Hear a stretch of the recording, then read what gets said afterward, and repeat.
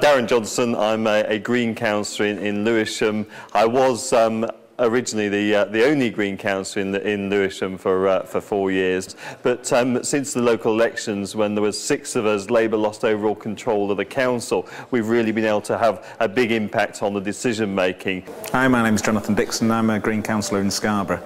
I was elected last year. And since then I think I've been quite effective and quite influential, far more influential than I expected to be, certainly in the first year as a lone Green councillor. I chaired the council's task group on sustainable procurement and managed to get the policy on fair trade procurement for the council passed. Well, I've been a Green councillor now for a year, and what I've tried to do, and I hope that I really have succeeded in doing, is to ensure that residents in my ward have a real say in the council, and that any concerns that they have are addressed and dealt with quickly. As a member of Liverpool City Council representing the Green Party, I provide a visible sign that it's possible to get elected as a Green, and that means that anybody elsewhere in the city and other parts of Merseyside knows that voting Green is a useful thing to do. It can lead to consequences.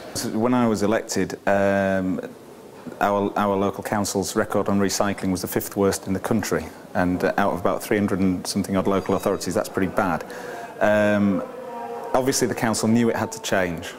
I got elected really, I was just in the right place at the right time, and other councillors recognised that a Green perspective on this would really be what they were looking for. I've become very involved in a local environmental group in the ward, so that's working in the poorer part of the ward where there are mainly housing estates, and getting local people involved in an environmental group which is going to try and improve the local environments in terms of our parks, planting trees, and also just improving people's quality of life. At the last meeting of the City Council, I managed to get agreement and the motion carried to seek to change the planning guidelines for our city, which will encourage the provision of covered cycle storage and also covered storage for recycling facilities. In local authorities like Kirklees, for example,